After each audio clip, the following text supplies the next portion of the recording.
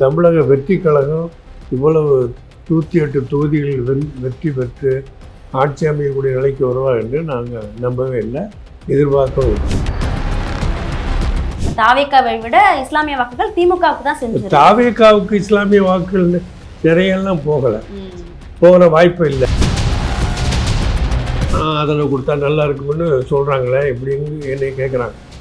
நான் சொல்லுவேன், இல்லைங்க, நம்ம திராவிட முன்னேற்ற கழக கூட்டணியில் தான் தொடர்ந்து இருக்கிறோம். இப்போ நேரத்தில் ரொம்ப காலமாக இருந்துட்டோம். இப்போ தமிழ்நாட்டில்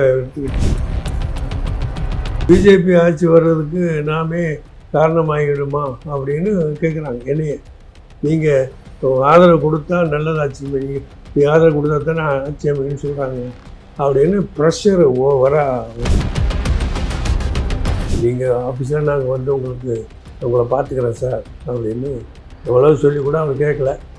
அவர் திடீர்னு 3 மணிக்கு வரேன்னு சொல்லினால அது எங்கேயோ பரவிடுச்சு. பரவல இந்த 2 ஏரியா முழுதும் கூட்டங்களை பேசணும்னு பிள்ளைகளை கையில் வச்சுக்கிட்டே இருக்கிறாங்க.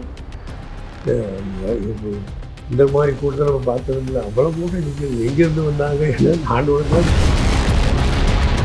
ஆதவருக்கு அர்ஜுன் இருக்கார். அவர் ப்ரெஸ் மீட்டிங் உங்களை மாதிரி ப்ரெஸ்ஸை கூப்பிட்டு அதில் விசிகாவும் ஐயுஎம்லும் மந்திரி சேவையில் இருந்தால் நல்லது அப்படின்னு நினைக்கிறோம், அவங்கள இதை கன்சிடர் பண்ணி எங்களோட சேர்ந்தா நல்லதுன்னு ஓப்பனாக கேட்குறாரு. இப்போ ஓப்பனாக வந்து மந்திரி சேவையில் இது வரைக்கும் அவளை பெருந்தன்மை யாரும் நம்மளை கூப்பிட்டுது. 2ஆம் நாள் போன போது அவர் வந்து திருமாவளவனை சிஎம் ஆக்கலான்னு முயற்சி பண்ணுறாங்க. ஆச்சி மசாலா எந்த சமையலும் ருசி தேடும் ரகசியம் 20 ரூபாய். திருவண்ணாமலை மாவட்டத்தின் முதல் பல்கலைக்கழகம் ACS கல்வி குழுமங்களில் ஒன்றான டாக்டர் எம்ஜிஆர் பல்கலைக்கழகம் Arani. Courses offered: Faculty of Engineering and Technology, Arts and Commerce, Management Studies, Faculty of Physiotherapy, Pharmacy, Allied Health Science, Faculty of Humanities and Sciences, Viscom and Animation, Design Studies, Faculty of HMCT and Department of Criminology, doctor MGR university Arani.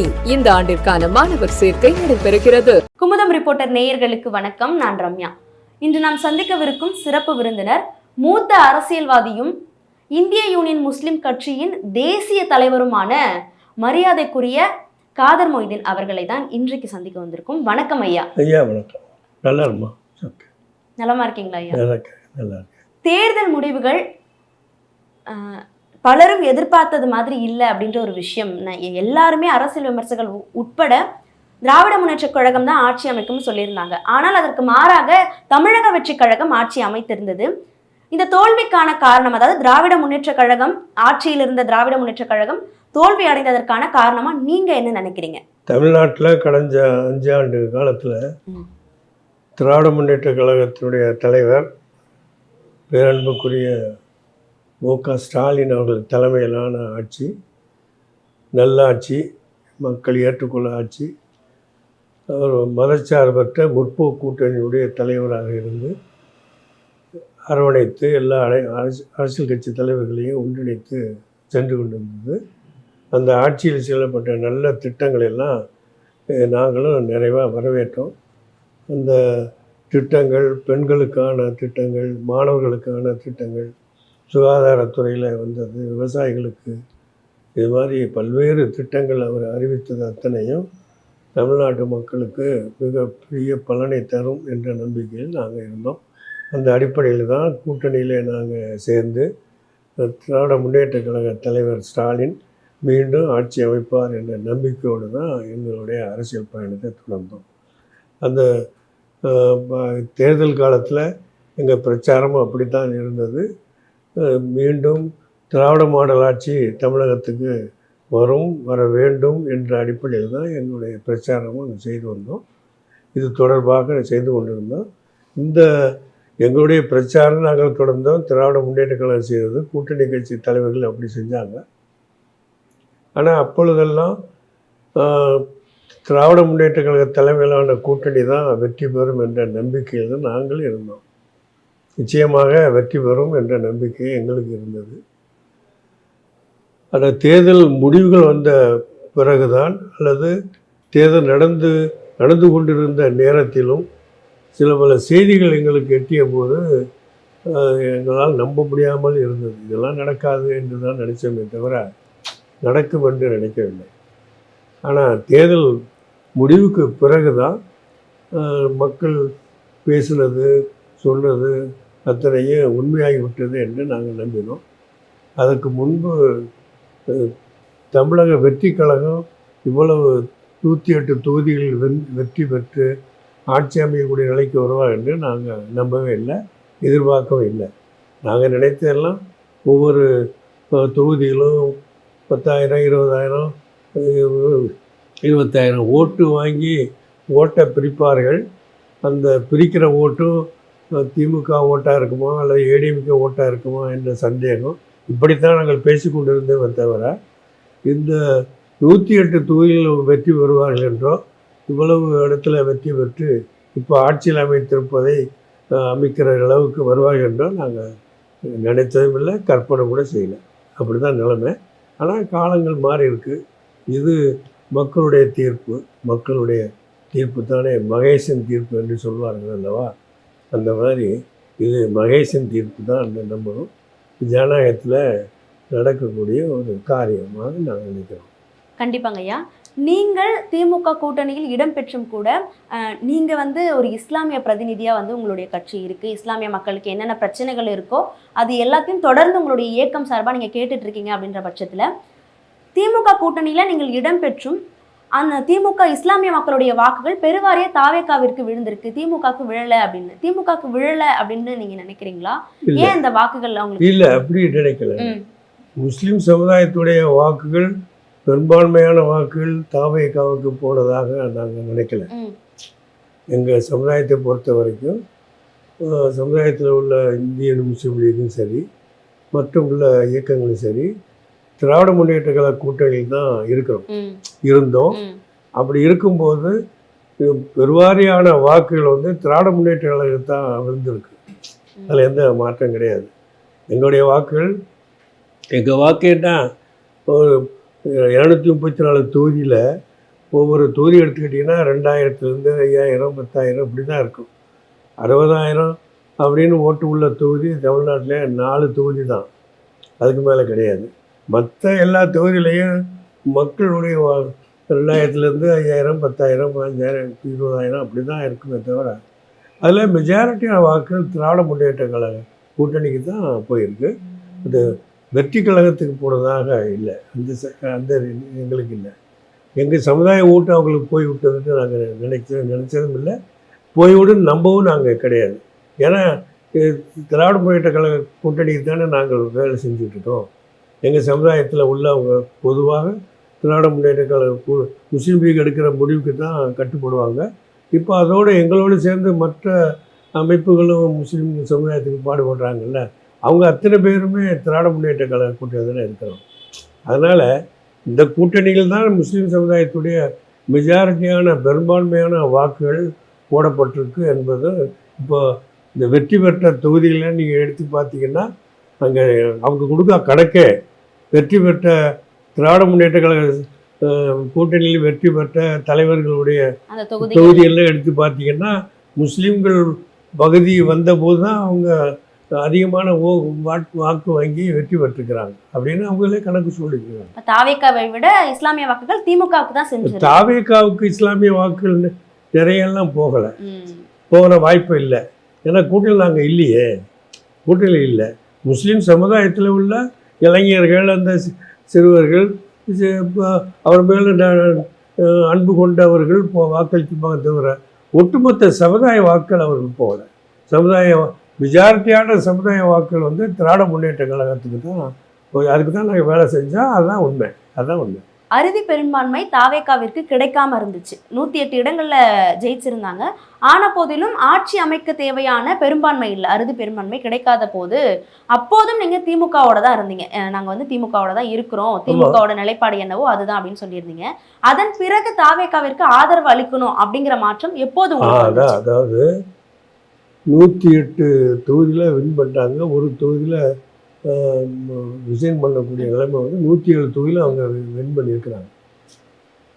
107 தொகுதியை win பண்ண பிறகு அப்பொழுது தமிழ்நாட்டில் வந்து இப்போ தாவேகா அதிக வாக்குகளை பெற்றக்கூடிய கட்சியாக இருக்கும்போது என்ன நிலைமை பேசப்பட்டது அப்படின்னு சொன்னால் 108 தொகுதியில் வின் பண்ணியிருக்காங்க, அவங்கள ஆட்சி அமைக்கணும் அப்படின்னு நியாயப்படி அவங்க கவர்னர்கிட்ட போய் எங்களுக்கு ஆட்சி அமைக்கணும்னு கூறியிருக்கலாம். ஆனால் அவங்க என்ன பத்திரிகையில் நாங்கள் பார்த்தது, நான் கூட்டணி ஆட்சி அமைக்க போகிறோன்னு எழுதி கொடுத்ததாக பத்திரிகையில் வந்தது.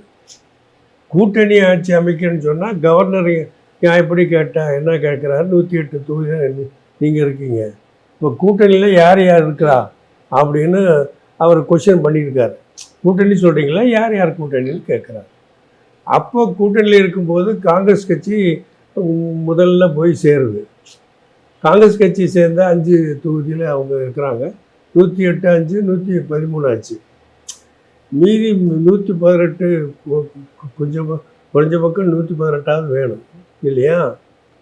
அப்போது 113 தொகுதியில் வந்த பிறகு மீதி 5-8 தொகுதி வேணுமில்ல, அந்த மீதி தொகுதிக்காக வேண்டி என்ன பண்ணுறாங்கன்னா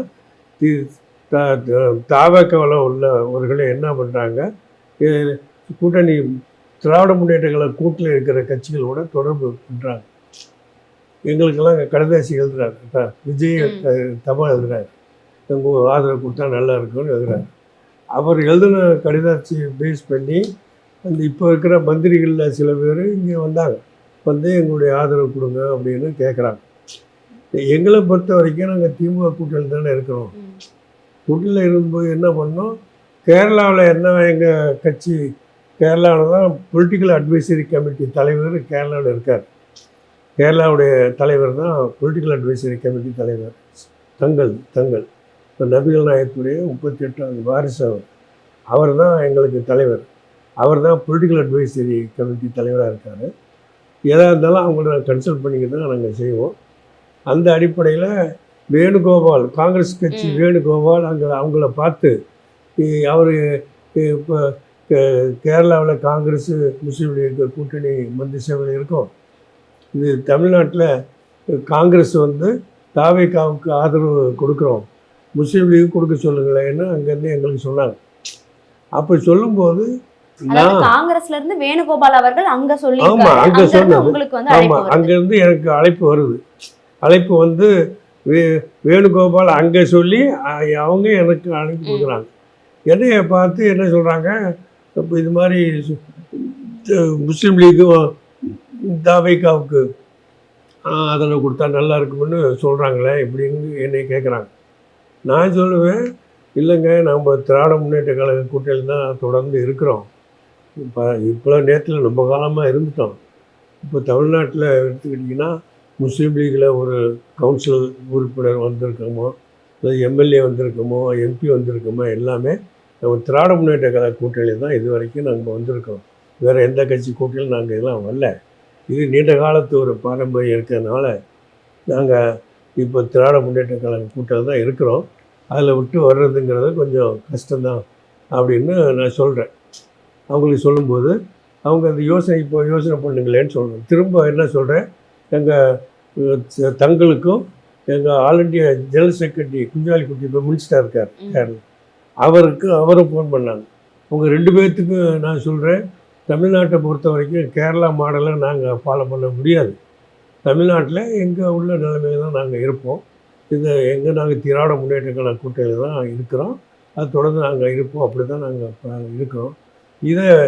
இதுதான் எங்களுடைய நிலைமை. நீங்கள் திடீர்னு கொடுக்கறதுங்கிறது அவ்வளோ எங்களுக்கு சாத்தியம் இல்லை அப்படின்னு சொல்லியாச்சு. நீங்கள் சொல்லிட்டீங்க.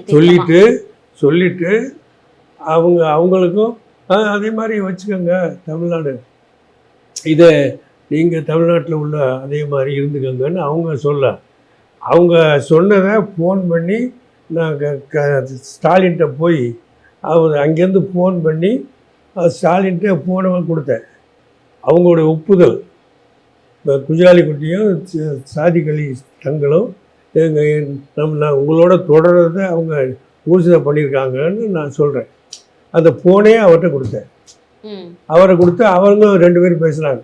தமிழ்நாட்டை வழக்கம் போல் திராவிட முன்னேற்ற கழகத்தில் அவங்க இருக்கிறேன்னு சொல்கிறாங்க.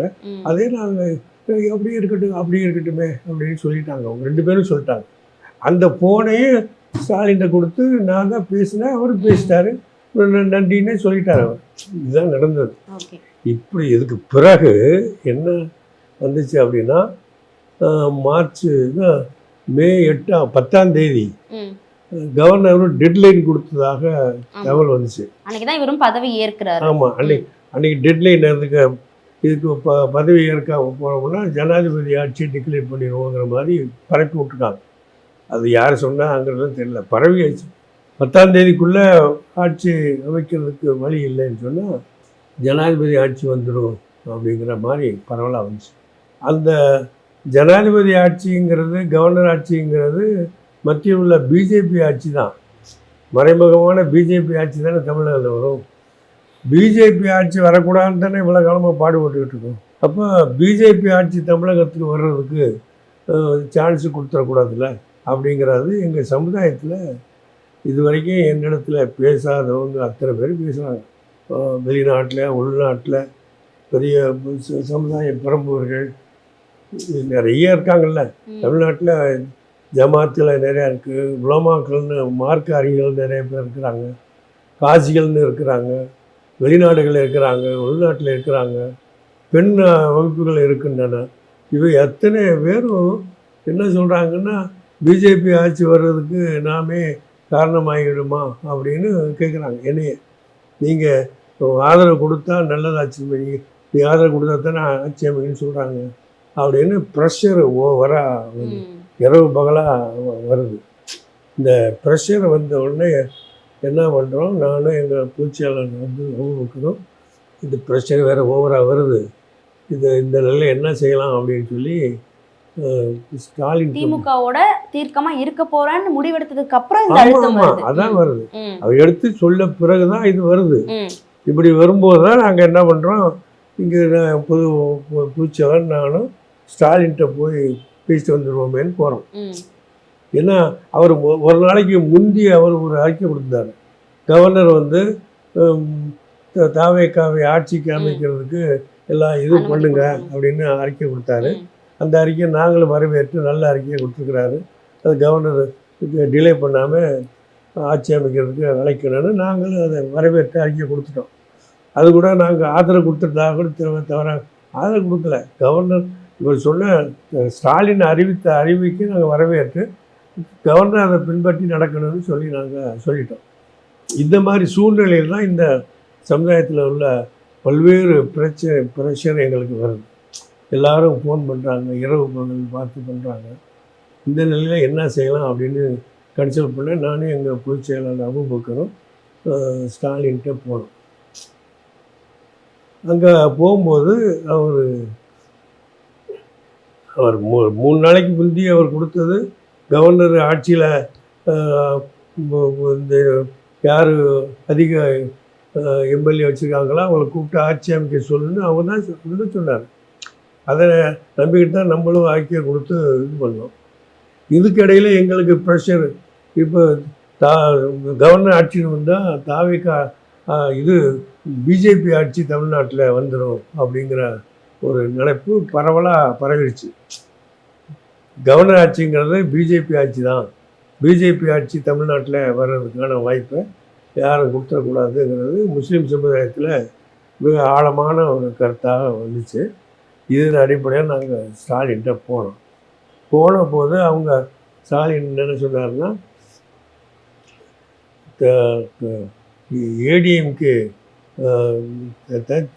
ஏடிஎம்கேயும் திமுகவும் சேர்ந்து ஆட்சி அமைக்கலான்னு ஒரு முடிவு பண்ண நண்பர்கள் சொல்லுகிறாங்கன்னு சொன்னார்.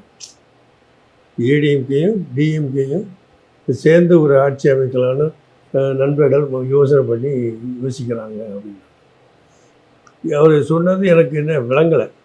உண்மையில் எனக்கு இது மாதிரி சொல்கிறாரே அப்படின்னு இப்படி நண்பர்கள் பேசுகிறாங்க முடிவு பண்ணுறாங்கன்னு சொன்னபோது எனக்கு அவர் என்ன சொல்கிறாருன்னு சரியாக எனக்கு விளங்கலை.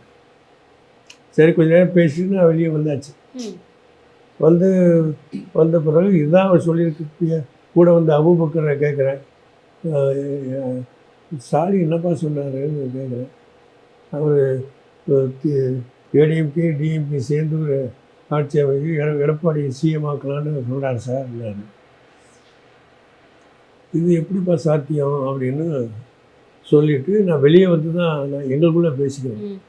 வீட்டுக்கு போன பிறகு கூட அவர் எப்படி சொல்லியிருக்க முடியும் அப்படின்னு சந்தேகமாக திரும்ப அபூபக்கரை கேட்குறேன். ஏப்பா திரும்ப அவர் எப்படி நீ சொன்னது உண்மைதானா, எனக்கு சரியாக எனக்கு வழங்கலையே அப்படின்னு. உண்மையிலே எனக்கு சொன்னது வழங்கலை. இது மாதிரி ஆச்சு. முதல் நாள் ஆச்சா, அடுத்த நாள் ப்ரெஷர் எங்களுக்கு ஓவராக வந்துக்கிட்டே இருக்கு. முதல் நாள் வருது, அடுத்த நாள் வருது, இப்போ இந்த இது வருது. இதுக்கு இடையில் 2 கம்யூனிஸ்ட் கட்சியும் ஆதரவு கொடுக்காங்கன்னு நியூஸ் வந்துருச்சு. அப்படி வந்தபோது அடுத்த நாள் இதே ப்ரெஷர் ஓவராக வந்ததுனால திரும்ப ஸ்டாலின் தான் நாங்கள் போகிறோம். ஏன்னா கூடவே இருக்கிறோமே, அவங்க கன்சல்ட் பண்ணி தானே எதையும் செய்யணுங்கிற மாதிரி தான் நாங்கள் போகிறோம். 2ஆம் நாள் போனபோது அவர் வந்து திருமாவளவனை சிஎம் ஆக்கலான்னு முயற்சி பண்ணுறாங்கன்னே. முதல் தடவை எடப்பாடி அவர்களை சொல்லியிருக்காரு. இல்லை, அவர் இது மாதிரி முயற்சி பண்ணுறாங்க அப்படிங்கிறதான் சொல்கிறார். நான் அப்போ தான் முதல் நாள் எதுன்னு நான் பேசலை. 2ஆவது நாள் இது சொல்லும்போது அவர் எம்எல்ஏ இல்லையே சார் அப்படின்னு சொன்னோடனே 6 மாதத்தில் எம்எல்ஏ ஆகிக்கலான்னு சொல்கிறாங்க அப்படின்னாரு. இதெல்லாம் யார் சார் ஏற்றுக்குருவா? இதெல்லாம் யாரும் ஏற்றுக்க மாட்டாங்களே சார். இது எப்படி யோசனை, எந்த யோசனை எப்படி ஏற்க முடியும் அப்படின்னு 2ஆவது நாள் சொல்லிவிட்டு நான் வந்துட்டேன். அவ்வளோதான். 2 நாள் நடந்தது தான். ஏன்னா அதுக்கு பிறகு தான் நாங்கள் வெளியே வந்து சரி இது எங்கேயோ போகுது, நம்ம சமுதாய ப்ரெஷர் வேறு இப்படி வருது, இது கேரளாக்காரங்களும் அப்படி சொல்கிறாங்க நிலவை.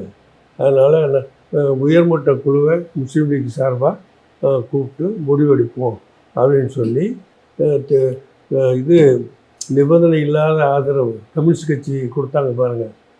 அதே மாதிரி நானும் எழுதி அந்த நிபந்தனை இல்லாத ஆதரவு அப்படின்னு இந்த மேல்மட்ட குழுவுடைய தீர்மானமாக கம்யூனிஸ்ட் கட்சியாக எழுதின தீர்மானத்தை நானும் எழுதி அந்த தீர்மானத்தை அமைச்சர் வேலு அவர்களுக்கு படித்து காட்டினேன். இங்கேருந்து படித்து காட்டினேன். அதே தீர்மானத்தை நேரு அவர்களுக்கு நான் படித்து காட்டினேன். இது மாதிரி படித்து காட்டினேன். இது மாதிரி கொடுக்கலான்னு முடிவு பண்ணுறேன். இந்த கம்யூனிஸ்ட்காரங்க கொடுத்துருக்காங்க, அது மாதிரி கொடுக்கலாம் அப்படின்னு முடிவு பண்ணுறேன்னு அந்த அடிப்படையில் நாங்கள் அவங்க அவங்க ஒன்றும் அது செய்வான்னு ஒன்றும் சொல்ல, படித்து காட்டிட்டோம் அவ்வளோதான். வேலு தான் சொன்னார் இது கொடுக்காதீங்க அப்படின்னாரு. ஆதரவு கொடுக்க வேண்டாம். ஆமாம், அவர் கொடுக்காதுன்னு சொன்னார். நேரு வந்து ஒன்றும் சொல்லலை. படித்து காட்டிட்டு 2 பேர்த்துக்கும் படித்து காட்டினேன். அது இதுதான் நடந்தது. இப்போதைக்கு ஏன் அவசரப்பட்டு கொடுக்குறீங்கன்னாரு வேலு. அவர் வேணாம், அவர் சொல்லவே இல்லை, எதையும் கருத்தே சொல்லலை. அது முடிஞ்சிச்சு. அதுக்கு பிறகு நாங்கள் இந்த முடிவெடுத்து அறிவித்தோம் ஆதரவு கொடுக்கறதாக. அதே பாடியை நாங்கள் எழுதி ஆதரவு கொடுத்து 2 எம்எல்ஏ கொடுத்தோம். இதுதான் நடந்தது. அது ஆதரவு கொடுத்தனால தான் கவர்னர் வந்து கூட்டணி கட்சின்னு சொன்னீங்களா, எந்தெந்த கட்சின்னு அவர் கேட்குறார். அவர் கூட்டணி கட்சி சொன்னதுனால அவங்க இப்போ காங்கிரஸ் வந்துச்சு, இப்போ ஐயுஎம்எல் வந்துச்சுன்னு சொல்லி 2 காங்கிரஸ் கம்யூனிஸ்ட் கட்சியுடைய இது கொடுத்தாச்சு. நாங்கள் 2 பேர் போன உடனே கவர்னர் ஆட்சி அமைக்கிறதுக்கு ஒப்புதல் கொடுத்து அடுத்த நாள் அமைச்சார். இதுதான் நடந்தது. இது வேறு ஒன்றும் இல்லை. நீங்கள் ஆதரவு கொடுத்ததும் தற்போதைய இருக்கக்கூடிய முதல்வர் விஜய் அவர்கள் அலுவலகத்துக்கே வந்தார் இல்லையா? அது அப்புறம் அது அன்னைக்கு வரல. நாங்கள் ஆதரவு எந்த நிபந்தனை இல்லாமல் தான் நாங்கள் ஆதரவு கொடுத்தோம். ஆதரவு நாங்கள் நிபந்தனை இல்லாமல் ஆதரவு கொடுத்துட்டோம். ஆதரவு கொடுத்து அவங்க இப்போ இருக்கிற மந்திரிகள் பல பேர் இங்கே வந்தாங்க, ஆதரவு கேட்டு வந்தாங்க. நாங்கள் கடைசி நேரத்தில் முடிவெடுத்து 2 எம்எல்ஏ அவங்களோடவே அனுப்பி கவர்னர் மாளிகைக்கு அனுப்பினோம். அவருக்கு கவர்னர் மாளிகை ஐடென்டிஃபை பண்ணி தான் ஐயுஎம்எல் எங்கேன்னு கேட்டு இந்த 2 பேர்த்தையும் இந்த உட்கார வச்சு பதவி பிரமாணம் செய்வதற்கு அடுத்த நாள் எல்லாத்தையும் கூப்பிட்டார். அவ்வளோதான். இதான் நடந்தது. நாங்கள் எந்த கண்டிஷனும் போட்டு நாங்கள் ஆதரவு கொடுக்கல. ஆதரவு கொடுத்தோம். அவர் பதவியேற்றார். அது வந்து அதுக்கு ஏற்ற பிறகு பதவியேற்ற பிறகு எல்லா கட்சி எல்லாருக்கும் ஆதரவு கொடுத்த எல்லா கட்சிக்கு போய் நன்றி சொல்ல போகிறார் விஜய். நன்றி போய் இங்கே நன்றி சொல்ல வரேன்னு சொல்லி விட்டுருந்தாரு. நான் சொன்னேன், வேணாம் சார், இது தெருவு ரொம்ப இடைஞ்சலான தெருவு, இங்கே கஷ்டங்கள், ஜனங்கள் வர போக்குவரத்து ரொம்ப கஷ்டமாக இருக்கும், இதை வேணாம் சார், நாங்கள் உங்கள் ஆஃபீஸில் வந்துக்கிறோம் சார், நன்றி, உங்கள் ஆஃபீஸில் வந்து நன்றியை நாங்கள் பெற்றுக்கிறோம் அப்படின்னு சொன்ன போது, இல்லை எல்லா கட்சிக்கும் நாங்கள் போனோம், உங்கள் கட்சிக்கு வந்தால் தான் நல்லா இருக்குன்னு சொன்னார். என்ன சார் இப்படி சொல்கிறாரு அப்படின்னு சொல்லிட்டு 4 தடவை நான் சொன்னேம்மா, வேணாம் இது தெருவு, நீங்கள் வந்து பார்த்தீங்களா தெருவு, இடைஞ்சலான தெருவு, இதில் வந்து போகிறது கஷ்டம் சார், நீங்கள் ஆஃபீஸில் நாங்கள் வந்து உங்களை பார்த்துக்கிறேன் சார் அப்படின்னு எவ்வளோ சொல்லி கூட அவர் கேட்கல. அவர் திடீர்னு 3 மணிக்கு வரேன்னு சொல்லினால அது எங்கேயோ பரவிடுச்சு. பரவல இந்த 2 ஏரியா முழுதும் கூட்டங்களை கஷ்டமாக நீ பிள்ளைகளை கையில் வச்சுக்கிட்டே இருக்கிறாங்க. இந்த மாதிரி கூட்டத்தை நம்ம பார்த்ததும் இல்லை, அவ்வளோ கூட்டம் நிற்கிறது. எங்கேருந்து வந்தாங்க என்ன ஆண்டோடு தான் தெரியும், ஒரே இருந்தாங்க. அப்புறம் இந்த கூட்டத்தில் போலீஸ்காரங்க எல்லாம் சரி பண்ணி இங்கே நாங்கள் ஏற்பாடு பண்ணோம் 2வது மாடியில். இந்த இடங்கள் எங்கள் பகுதியில் எல்லாம் இடிஞ்ச இடம் எல்லாமே இடிஞ்சில் இருக்குது. 2வது மாடியில் ஏற்பாடு பண்ணி புதுசாக சோஃபாவெல்லாம் வாங்கி சினிமாவில் போடுவாங்க பாருங்கள், அது மாதிரி இங்கே ஒரு ஆள் செட் பண்ணுற ஒரு ஆள் இருக்கார். 4 இந்த ஏசி மாதிரி 4 ஏசியை வாங்கி வச்சு சோஃபாக்களை அடுக்கி வச்சு அவரை வரவேற்க எல்லாம் பண்ணோம். மந்திரிகளோடு சேர்ந்து வந்தாங்க, உட்கார வச்சோம். அதில் அதான் சோஃபாவோடு இப்போ பேசுகிறதெல்லாம் அதுதான். அந்த அந்த எல்லாம் உட்கார வச்சு அவர் வந்து நன்றி சொன்னார். ரொம்ப நன்றி, நீங்கள் உங்கள் 2 பேருடைய ஆதரவோடு நாங்கள் ஆட்சி அமைக்கிறதுக்கு கடைசி நிமிடத்தில் நன்றி கொடுத்ததுக்கு நன்றி சார் அப்படின்னு சொன்னேன். இல்லை சார், நல்லா இருங்க, ஆட்சி நல்லா நடத்துங்க சார், நீங்கள் நல்லா தான் செய்யலாம், இது சொல்கிறதெல்லாம் நல்லா தானே இருக்குது, சிறப்பாக பண்ணுங்கள் சார் அப்படின்னு சொல்லி விட்டோம். அவ்வளோதான். நாங்கள் மந்திரி சபை அதெல்லாம் நாங்கள் இல்லை அந்த ஆதரவு கொடுத்தது என்றைக்கு வந்து அமைச்சரவையில் பங்கேற்கணும் அப்படின்னு இல்லை, அதாவது நாங்கள் ஆதரவு கொடுத்தோம், மந்திரி அமைச்சு இது பதவி ஏற்றுட்டாங்க. பதவி ஏற்று 3ஆம் நாள் வேறு மந்திரிகள்லாம் இது பண்ணுறாங்க, பதவி ஏற்கிறாங்க. அப்போ எங்களுக்கு விஜய் ஃபோன் பண்ணுறாரு, இந்த மந்திரி சபையில் நீங்களும் கலந்துக்கிட்டால் நல்லா இருக்குன்னு சொல்கிறாங்க. இல்லை சார், நாங்கள் தான் நிபந்தனையில் ஆதரவு உங்களுக்கு கொடுத்துருக்கோமே, எதுக்கு மந்திரி சபைன்னு சொல்கிறோம். அதுக்கப்புறம் ஆதரவுக்கு அர்ஜுன் இருக்கார், அவர் ப்ரெஸ் மீட்டிங் உங்களை மாதிரி ப்ரெஸ்ஸை கூப்பிட்டு அதில் விசிகாவும் ஐயுஎம்லும் மந்திரி சபையில் இருந்தால் நல்லது அப்படின்னு நினைக்கிறோம், அவங்கள இதை கன்சிடர் பண்ணி எங்களோட சேர்ந்தா நல்லதுன்னு ஓப்பனாக கேட்குறாரு. இப்படி ஓப்பனாக வந்து மந்திரி சபையில் இது வரைக்கும் அவங்கள பெருந்தன்மை யாரும் நம்மளை கூப்பிட்டது இல்லை. ஏன்னா மந்திரி சபையில் வந்து சேருங்கன்னு சொல்லி இது வரைக்கும் எந்த கட்சியும் நம்ம சேர்ந்ததில்லை. கேரளாவில் நாங்கள் எப்போதுமே கூட்டணியில் தான் இருப்போம். இது 1967 கூட்டணின்னு சொல்லி கூட்டணி இல்லாமல் போச்சு. அதுக்கு பிறகு எந்த கூட்டணி நாங்கள் இந்த பேச்சே நாங்கள் பேசுறதில்லை, எந்த மந்திரி சபை அதெல்லாம் பேசுறது கிடையாது. ஃபஸ்ட் டைம் எங்களுக்கு நாங்கள் கேட்காமையே பெருந்தன்மையோடு அவங்களே எங்களை கூப்பிட்டு மந்திரி சேருங்கன்னு சொன்னாங்க. சொல்லும்போது நாங்கள் என்ன பண்ணோம், கேரளாவில் எங்கள் பொலிட்டிக்கல் அட்வைசரி கமிட்டி சேர்மன் தங்கள் இருக்காங்க, நேஷ்னல் ஜெனரல் செக்ரட்டரி குஞ்சாலிக்குட்டி இருக்கார், அவங்களோட கன்சல்ட் பண்ணுறோம். இப்படி மந்திரி சபையில் சேர சொல்லி அழைப்பு கொடுக்குறாங்களே, என்ன செய்யலான்னு கேட்குறோம். அப்போ அங்கேருந்து என்ன சொல்கிறாங்க, சேர்ந்துக்க நல்லது தானே அப்படின்னு எங்களுக்கு சரின்னு சொல்கிறாங்க, சேர்ந்துக்கங்கன்னு சொல்கிறாங்க. அதுக்கு பிறகு தான் நாங்கள் இது சமுதாயத்துலேயும் முதல்ல எங்களுக்கு ஆதரவு கொடுங்கன்னு சொன்னது மாதிரியே சமுதாயம் முழுவதும் பல பேர் இரவு பகலாக மந்திரி சபையில் சேருங்க அப்படிங்கிறாங்க. அது மாதிரி இப்போ சமுதாய ப்ரெஷர் நிறைய வந்துச்சு. எங்கள் all India political advisory committee chairman அவங்களுடைய முடிவெடுத்து அவங்களுடைய ஒப்புதலை பெற்று தான் நாங்கள் மந்திரி சபையில் சேர்றதாக முடிவெடுத்தோம். இது எங்கள் 2 எம்எல்ஏ ஷாஜகானை தேர்ந்தெடுத்து அவருக்கு அனுப்பிச்சி வச்சோம். இதுதான் நடந்தது. கண்டிப்பாங்க ஐயா. நிறைய கேள்விகளுக்கு நேரம் ஒதுக்கி நேர்காணல் கொடுத்ததுக்கு பதில் சொன்னதுக்கு நன்றிங்க ஐயா. ரொம்ப சந்தோஷம். ஆச்சி மசாலா எந்த சமையலும் ருசி தேடும் ரகசியம் 20 ரூபாய். திருவண்ணாமலை மாவட்டத்தின் முதல் பல்கலைக்கழகம் ஏசிஎஸ் கல்வி குழுமங்களில் ஒன்றான டாக்டர் எம்ஜிஆர் பல்கலைக்கழகம் Arani. Courses offered: Faculty of Engineering and Technology, Arts and Commerce, Management Studies, Faculty of Physiotherapy, Pharmacy, Allied Health Science, Faculty of Humanities and Sciences, Viscom and Animation, Design Studies, Faculty of HMCT and Department of Criminology, doctor MGR university Arani. இந்த ஆண்டிற்கான மாணவர் சேர்க்கை நடைபெறுகிறது.